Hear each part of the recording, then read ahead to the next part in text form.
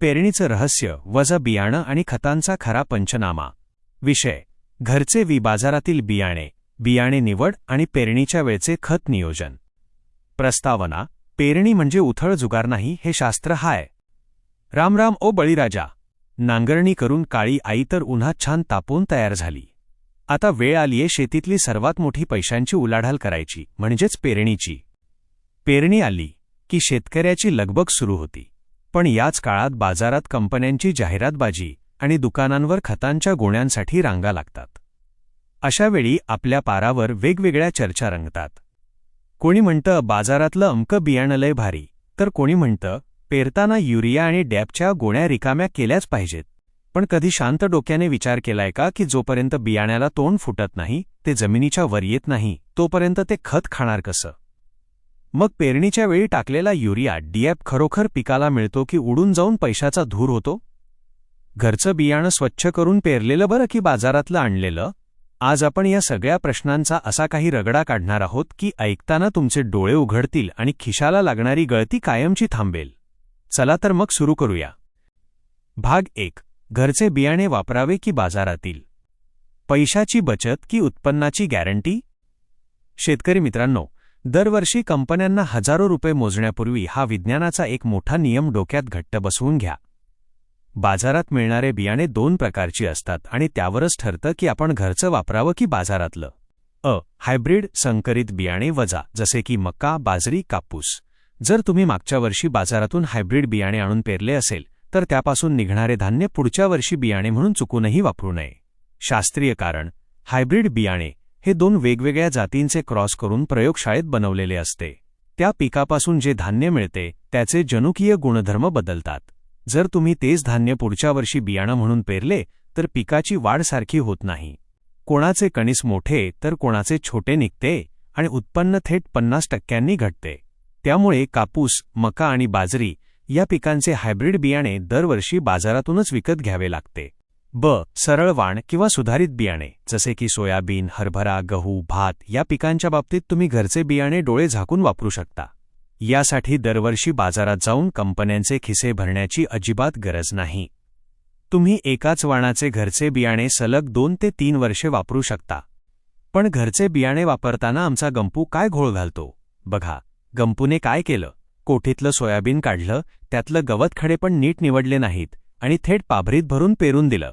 झालं काय? बियाण्यासोबत गवताच्या बिया पण पेरणारच. दुसरी गोष्ट, कोठीत गोण्या एकावर एक रचल्यामुळे दाबेने बियाण्याचा कोंब आतल्या आत मरून गेला होता. परिणामी शेतात निम्म बियाणं उगवलंच नाही.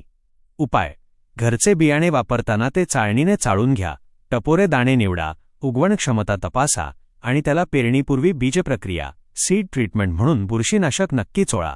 यामुळे घरच्या बियाण्यापासून बाजारापेक्षा कडक उत्पन्न निघतं.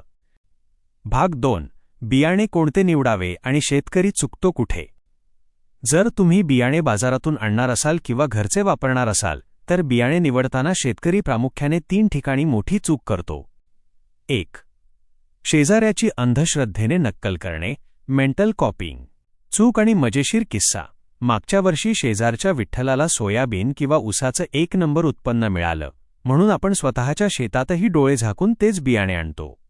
विठ्ठलने मटण खाल्लं म्हणून आपण मटण पचवू शकत नाही, त्यांचं शेतीचं आहे. सत्य: विठ्ठलाची जमीन भारी, काळी कसबदार असू शकते आणि त्याच्याकडे विहिरीला भरपूर पाणी असू शकतं.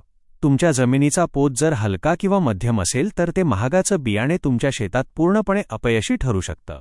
नेहमी स्वतःच्या जमिनीच्या प्रकारानुसार आणि पाण्याच्या उपलब्धतेनुसार कृषी विद्यापीठाने शिफारस केलेले वाण निवडावे.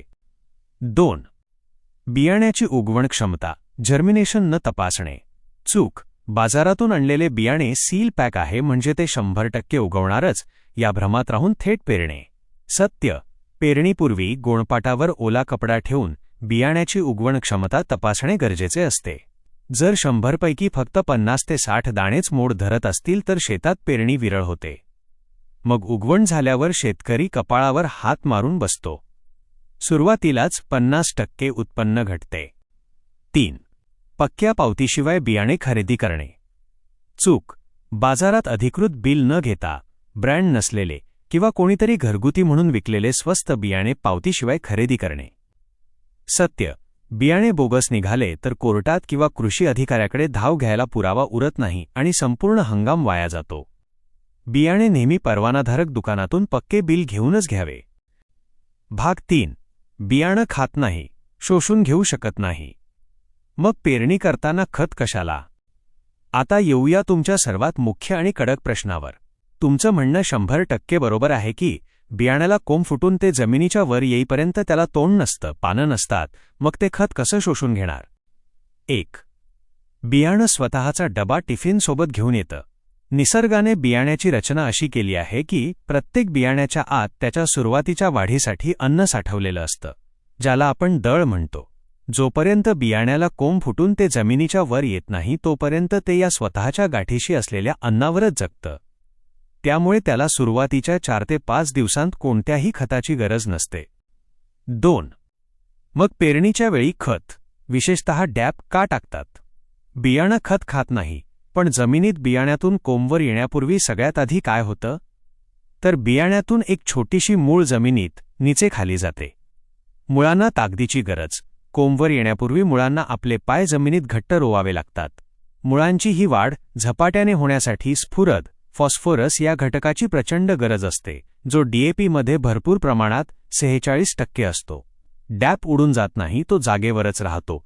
तुमचा संशय युरियाच्या बाबतीत बरोबर आहे, पण डॅप वेगळा आहे. डॅपमधला स्फुरद हवेत उडून जात नाही किंवा पाण्यात विरघळून वाहून जात नाही. तो आळशी माणसासारखा जमिनीत एकाच जागी पडून राहतो. मुळं खताकडे जात नाहीत, खत मुळांजवळ असावं लागतं. जर आपण पेरणी करताना DAP टाकलं नाही आणि पीक उगवून आल्यावर वरून खत टाकलं तर ते खत वरच पडून राहील, खाली मुळांपर्यंत पोहोचणारच नाही. म्हणून जेव्हा बियाण्यातून पहिली छोटी मूळ बाहेर पडते त्याला ताकद देण्यासाठी तिच्या अगदी जवळ DAP का दाणा असावा लागतो. मुळांना तो लगेच मिळाला की मुळं खोल आणि मजबूत होतात. पण लक्षात ठेवा, खत आणि बियाणं एकत्र मिक्स करून पेरू नका, नाहीतर खताची रासायनिक उष्णता बियाण्याचा कोंब जाळून टाकेल. Salt injury. खत नेहमी बियाण्याच्या 2 इंच खाली किंवा बाजूला पडेल असं 2 चाड्याच्या पाभरीनं पेरावं. भाग 4. युरियाचं काय? युरिया पेरणीच्या वेळी टाकणं बरोबर 100% फुकट पैसा. आता तुमच्या शंकेचा दुसरा भाग, युरिया उगवेपर्यंत उडून जातो का? तर याचं उत्तर आहे होय. युरिया 100% वाया जातो, तिथं तुमचा पैसा पैशासारखा उडतो. युरिया कुठे जातो? युरियामध्ये नत्र, नायट्रोजन असते. हा नत्र अत्यंत चंचल आणि हवेत उडणारा असतो. जेव्हा तुम्ही बियाणे पेरताना जमिनीत युरिया टाकता तेव्हा बियाण्याला मुळंच नसतात आणि पानंही नसतात. बियाणे उगवून त्याला पहिली 2 पाने यायला किमान 5 ते 8 दिवस लागतात. या 8 दिवसांत जमिनीत पडलेला युरिया पाण्याच्या वाफेसोबत हवेत उडून जातो किंवा पाण्याच्या प्रवाहाने जमिनीच्या पार खाली निघून जातो. लिचिंग. युरिया खाणार कोण? युरियाचं काम असतं पिकाला हिरवेपणा देणं आणि पानांची वाढ करणं. जोपर्यंत पानच उगवली नाहीत तोपर्यंत युरिया खाणार कोण? म्हणूनच पेरणीच्या वेळी युरिया कधीही टाकू नये. तो पैशाचा निव्वळ चुराडा आहे. निष्कर्ष. बळीराजासाठी पेरणीचं सोपं आणि कडक गणित.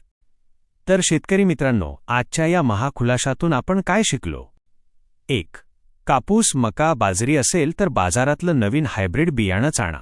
पण सोयाबीन, गहू, हरभरा असेल तर दरवर्षी बाजारात रांगा लावून पैसे फुंकू नका. घरचंच बियाणं ग्रेडिंग करून आणि उगवण क्षमता तपासून वापरा. 2.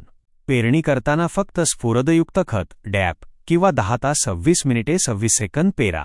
बियाणं खत खाणार नाही, पण जमिनीखाली निघणारी त्याची मूळ ते खत शोषून घेईल आणि रोपाचा पाया मजबूत होईल. 3. युरिया पेरणीच्या वेळी गाठोड्यातून बाहेर काढू नका.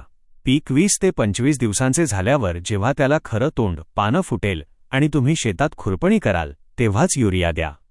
शॉर्टकट सोडून द्या, विज्ञानाची जोड घ्या. मग बघा नॅटिव्हिटी तुमची काळी आई कसं सोन्यासारखं पीक तुमच्या पदरात टाकती येते.